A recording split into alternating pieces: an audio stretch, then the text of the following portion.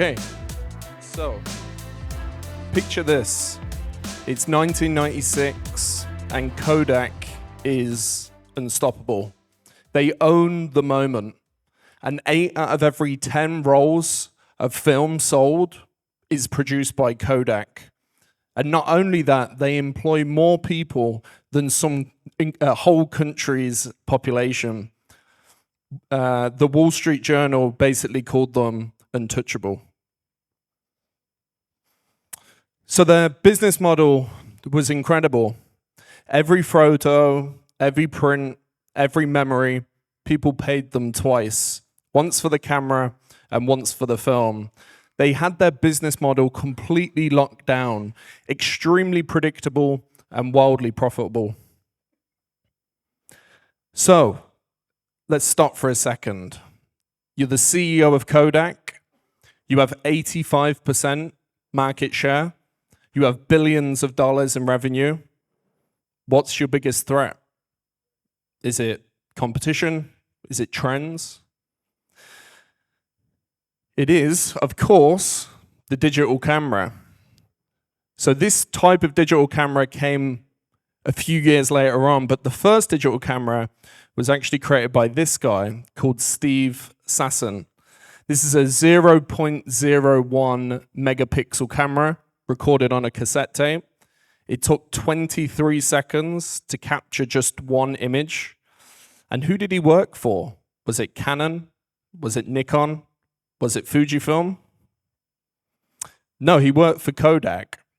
And he developed this in 1975 as basically one of their engineers. So Kodak should have owned the digital photography space, right? Well, no. So Steve was completely shocked when he went to management and they said, "That's cute, but don't tell anyone about it." And what Kodak basically tried to do was to stop innovation, and they were petrified that the digital camera was going to eat into their existing business model. And over the years, Kodak had 1,000 patents against digital photography, and they did their attempt to just kill all forms of innovation. Until 15 years later, the Dicam Model 1 came out, which is the first commercial digital camera. By this point, Kodak had spent all of this time protecting its profits and not innovating. And by the time they tried to actually get into the market with the digital camera that they developed 15 years before, they were already done. So this is their share price. So mid-90s, they had $92 share price. Then you can see the crash around sort of 2000s. And then again in 2008 when the iPhone was released. And I understand you might be thinking, what's the relevancy? The relevancy is they missed the moment. You know, innovation means nothing without action. Market leadership breeds complacency, and ideas don't create value, systems do. And history continues to repeat itself. So in preparation for this talk, I looked through about 6 or 7 examples similar to Kodak, where they didn't embrace innovation and they got left behind. MySpace, BlackBerry, Blockbusters, Nokia. So the list goes on and on. Those who fail to evolve will get replaced. Those who use new technologies will survive, but those who build with them will thrive. AI is our generation's Kodak moment. Every business right now, hopefully, is experimenting a little bit with AI, but few are using it truly to build systems within their business which make them more efficient, better at sales, better customer service, better operationally. And we're at that same crossroads Kodak was, but it's in our own businesses. And we need to decide whether we're going to procrastinate or whether we innovate. So really, that's like a big fundamental part of this talk, is to stop chasing tools. I know obviously a lot of us are in SEO, and everyone who's in SEO understands that The tool prices are extremely expensive. You know, Ahrefs put the price up constantly. Everyone's putting their price up. It's very, very expensive to do SEO right now with the amount of tools. So start building your own assets. Start building some of these things into your own systems and make your lives a lot easier and more efficient. And that's really the purpose of this. Is over the last 4 months, I've been vibe coding internal dashboards into Ignite, and the results have been incredible. And I want to try and encourage you guys to start doing the same thing, or to at least start thinking about how you can start leverage AI to do these sort of things. Because fundamentally, if you build your own tools, they become your intellectual property. Your process will soon become your platform, and your business becomes substantially harder to replace against your competition. I had a prediction maybe a year or two ago that was 75% of all SEO agencies will be out of business by 2030. I still think that could be the case. I still think there's going to be a massive demand for SEO, GEO. But the question is, I think it's going to fundamentally filter out a lot of the people who aren't adapting to new technologies. So, 3 reasons to build your own internal tools. Firstly, improve your own internal operations. Centralize communication, reporting, and delivery. The second, increase sales and demand. Build client-facing tools that create radical transparency and trust. People are going to come and they're going to see your business as the ones who are at the forefront, who are very transparent, different from all the rest, who try and hide their intellectual property, hide their own SEO. And fundamentally, the big reason is increasing your company's value. So turn your unique processes into proprietary intellectual property, which will fundamentally make you more attractive to investors. And if you ever look to sell, will help the multiple increase dramatically. So why listen to me anyway? So I'm founder of Ignite SEO. To reintroduce myself, my name's Adam Collins, SEO. I've been doing this for about 16 years. Firstly as a web developer, then I owned a full service agency. And then after that, in the middle of COVID, I decided to just double down on SEO, to which I've been doing for about 5 years. I often speak at amazing events like this with amazing people like you. It's the first time speaking in Bulgaria. So I appreciate you guys staying and watching. I've been featured on places like Majestic SEO, Charles Float's podcast, Pitchbox, Linkhouse, and I'm really big on building scalable SEO frameworks for global brands. Apparently as well, according to Google, I'm the sexiest man in London, which you guys can determine for yourselves or not. I didn't say it, Google did. It says I'm sharing it with Idris Elba and Piers Morgan. This is a great, example of using SEO for, using your SEO skills for the best possible reasons. So just briefly about Ignite SEO. So we're a fully remote agency, completely agile. We focus on having a smaller, highly qualified team rather than bragging about we have a massive headcount. Lean principles to business is very, very important at Ignite.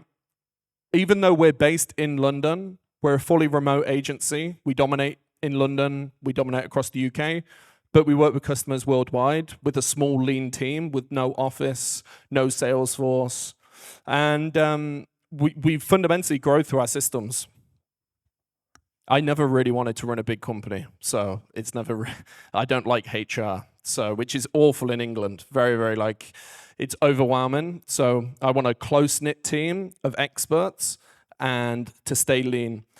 The harsh reality I've seen of running an inefficient agency, and the reason I'm saying this is not to brag, it's the fact that I had this problem even a year ago.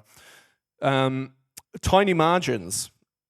Margins are good in SEO until you have a fancy office, loads of staff, expensive cars, expensive tool sets. All of a sudden your margins get crushed. Tons of manual work, nothing systemized, nothing automated. You're just the same as everyone else. When you're on your sales calls, there's nothing unique. You're building for other people, you're building other people's businesses, but never your own. You don't own any intellectual property other than what's in your head. And again, the huge tool stack's very, very expensive. So how did I go about trying to solve these problems? And I hope it inspires you. Move to a lean team. By the way, and it was probably one of the worst points in my business career, had to make a ton of people redundant because fundamentally I'd built the agency wrong. So the reason I'm saying this is because it's because of those mistakes that I'm here and trying to encourage you to avoid those same mistakes. So a lean team, we built something called Ignite Partnerships with really amazing freelancers across the world, process-driven systems, custom dashboards for our team and our customers, full transparency with our customers. Again, everyone in SEO wants to protect what they're doing. We just are completely transparent with the customers exactly what we'll do. And we own our own software IP and a streamlined service. So I'm going to try and share with you some of the learnings I've made from actually implementing these sort of vibe coding and building internal tools in the agency. So the new model which I wanted to build was efficient, lean systems, AI automations, transparent, live dashboards, clear communication with the customers, visible progress, and owned IP. Each system, tool, and process we build needs to become our asset. So let's go around what I've built briefly, and then I'll explain some of my main learnings. So this is Ignite SEO's client management dashboard here. I know it's obviously a little tricky to see. If anyone wants to see it, just grab me and we can take you through it. The main sort of 5 tenets which I wanted it to fix was project management. I wanted to create these customer roadmaps. I don't do contracts with our customers, but therefore I wanted people to visually get engaged with 6-month campaigns, with 12-month campaigns. So I've used AI to build this incredibly tailored roadmap functionality, which I'll show you in a minute, to streamline client communication. No more random sending emails to us. You know, we want a clear, centralized chat functionality within our dashboards, reporting and analytics to show the returns to our customers, and actions and approvals. If any of you guys have been in SEO, you know, you get something, you build it, you build a keyword research strategy, the client signs it off, and then 2 months down the line, they say, I never signed that off. I don't know what that is. And it kills the customer relationship. So by us having actions and approvals tracked, we can make sure we stop that. So this is my vibe coding stack. So I'm sure there's some very, very intelligent people here, and I'm sorry if it's a bit entry level. But at the same time, I wanted to show that you don't need to be an expert developer to build this stuff. You maybe just need a little bit of a persistence. And yeah, you might bang your head against the wall a few times, but you can get there. So my coding stack, really simple, is Lovable to prototype the dashboard first. Supabase, which handles the back end and integrates perfectly into Lovable for all the database. GitHub to collaborate and version control. And Cursor to refine and ship the product, because Cursor just gives you substantially more control over your vibe coding.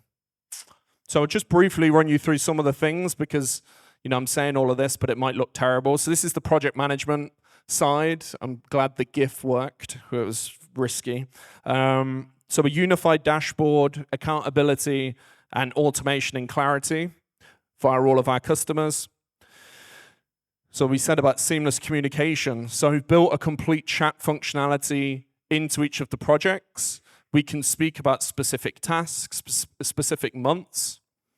They're able to approve things within the chats. You see down the right-hand side, we've got the things pending approval, which customers can see. And AI reminders to keep my internal team, which are lean, but at the same time, I don't have as much luxury for lots of resource, so we need to be lean. We need to be able to see these things very quickly and get them signed off. So this is the roadmap functionality we built. So you can see each month and each task has its own card. You can see there's a little chat icon as well next to each card, so customers can chat regarding specific cards. We can make requests for information on specific cards. The customer gets complete live updates for every single milestone, full visibility of priorities and deliverables, and client always knows where their investment goes. You see at the top, we've got things like the months and in progress complete. It gets them bought in.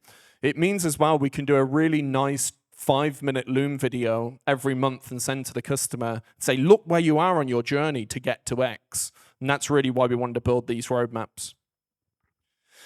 We also wanted it to be fully responsive, which I was a little bit cautious about, especially because Lovable isn't the greatest at that. And this is really where Cursor and learning Cursor helped. I was able, with Cursor, to make pretty much the whole dashboard, which was desktop only before, responsive maybe in like an evening. So manage campaigns and dashboards on mobile and tablet, receive real-time notifications for updates, and nothing stalls. Clients can see this and keep up to date as they go. So the honest summary, I'm not going to sit here and say that it's all sunshine and rainbows. Amazing, we've got fully tailored software. Took me about 4 months to do, maybe 3. Cost me about £500, plus my time and probably my sanity. 100 plus mistakes made, 100x impact on my business. Obviously, I mean in general, not just on revenue. 200 coffees consumed and 20 vapes consumed. I didn't vape before I started vibe coding. I now do. It's the only thing to keep me sane. However, so these are actual stats. Campaign delivery time cut by 40%. Internal communication reduced by 60%. Client retentions went up and churns went down. And the transparency, every client now sees the live progress. The ripple effect across the business, so client confidence and referrals has went up, boosted team morale, everyone knows where everything is, improved margins. One of the big things about being an SEO is your work is never really valued by the customer. And now the end game is the leads, the sales, the revenue. But customers don't understand the effort and the time which goes into keyword research, technical content, link building, and all the rest of it. And this dashboard, I think, puts it front and center for them to be able to see. It's also a self-selling system. One of the things which I didn't actually plan on was the fact that having this dashboard and loading this up in sales calls and actually taking them through like, yeah, look, this is what you get. This is this, look what you get. It's literally took our sales close rate to like above 50%, which is just incredible for our business. We've had the best 2 or 3 months business since we've started doing that. We're closing more deals. And I think the reason is everyone else is doing a boring pitch. And now we're saying, no, let's share it. Let's see what other people are doing. And it just allows you to stand out in the marketplace. So I'd recommend that you do it. The bigger lesson, build systems, not stress. So every system will compound. Every automation frees time to innovate. And every dashboard creates trust and transparency. Okay, so the opportunity from services to digital assets. So codify your process, build intellectual property and compound value. So this is me. Well, it's not really. It's an AI version of me. This is the reality. It is a little bit messy, especially if you're not a AI whiz or a coding whiz. So it's full of trial and error. Expect frustration and slow progress at times. You fix one thing and then break something else, which can be very annoying. Actually, AI coding is very fast, but you have long waits. Sometimes you'll write a prompt. Lovable will take 10, 15 minutes to implement. It doesn't work. You've got to go back. So actually, it's quite an elongating, boring process building this stuff in. But every mistake makes the system smarter and makes you better. Before I go into the top sort of recommendations for using these tools, if you want to, there's this QR code. I'm basically just going to do a video. And again, some people might be above this level, and that's fine. But my purpose for this talk is to encourage people who haven't taken that step to take that step, because it's easier than you think. So what I'm going to do is I'm going to record a video setting up Lovable, setting up Supabase, connecting it to GitHub. If you leave me a really nice Google review, I'll show you how to set up Cursor and how to connect them between Cursor and GitHub and Lovable and GitHub. And also at some stage, I'm going to release this dashboard as a SaaS product, so you can register your interest and I'll send you over, and you probably can get in on a beta version for free. So my tips for building: know your outcomes. And again, I'm not an expert at this, but it's things that I've learned. So my outcomes were to win more clients, to scale operations and build enterprise value, because if I plan to exit in a couple of years, I want that increased multiple. If you're building something now, start small, build one thing that works, then iterate. Structure and refinement. So use platforms like Lovable, Cursor, for example. Push to GitHub early. You will make mistakes and you will break things and you'll thank yourself that you've used GitHub properly. Keep a bug journal, because so many bugs I don't run into anymore because I understand how to prompt better now. My strategy for prompting wasn't great at the start. It was mainly swearing at it and hoping for the best. And really celebrate your small wins, because it can be a very frustrating process if you're trying to do it yourself. So start with discovery. I'm quite an introvert. I enjoy doing public speaking, but I'm quite an introverted person. And the beauty of AI is you don't need to speak to customers. You could just build something, which actually was a mistake. So the big thing that changed for us and made this a lot better is I would interview, say, 5 or 10 of your existing customers, document the setup, find out what gaps, what things they'd like to see, validate the solution, and then build only really what's proven rather than building basically what's in your head. Another thing that I implemented a little down the road, which helped, was a feature spreadsheet framework. Just create a simple Google Sheet, have feature, problem it solves, bucket, acceptance test, and just start to map out those problems and those solutions into a Google Sheet. You'll be absolutely glad you did, especially when you get to a point where you want to test. This is me. So this is me when I finally launched the minimum viable product internally. You can see I was so happy. I had 2 cigars. I don't know if there's a cigar there and a cigar there, which is AI image search could maybe do a little bit better. But don't try and build everything into it. Keep it focused. Don't try and build everything at once. Use the feature spreadsheet to go through and reference whether it's a V1, a V2, or a V3. Just focus on the critical things initially and validate fast. Get it out into the market or to your customers and see what they do, whether they like it. One of the big things that I found out with Lovable, especially when I didn't realize this when I started, is it's not the greatest at times at keeping things like API keys secret. So just make sure that you think of security. So keep data separated, validate and safety checks, control who sees what, and protect your API keys because it could become quite expensive. So the hidden problem with AI-generated UI. So this is something which I didn't actually think about too much.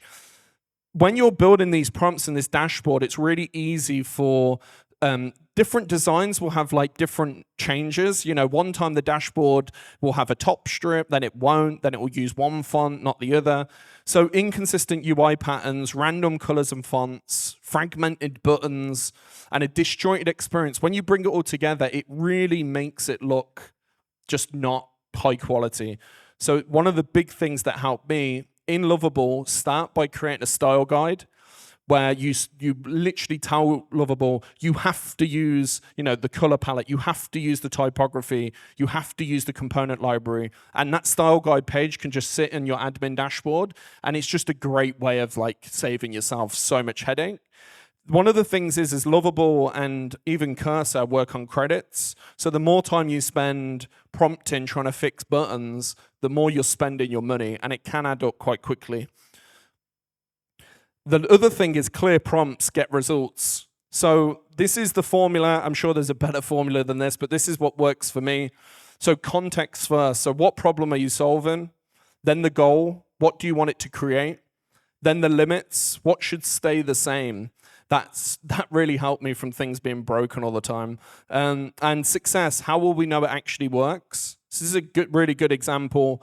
So context, we need to add a client overview section to the dashboard where users can see their active projects, deadlines, and assigned team members. Goal, outline your approach. What components will you create? How data will be fetched and how it fits into your existing layout. The really good thing about this is we're not telling Lovable to code. We're actually telling it to plan. And I've found that be substantially more effective when you decide to actually build. What are the constraints? So use our current authentication and design system. Don't modify the navigation or the dashboard pages. Keep styling consistent with our tokens. And then success. Each logged in client should only see their own projects and data, should render without errors, confirm functionality before finalizing the build. Just when AI goes wrong, do yourself a favor and stay calm.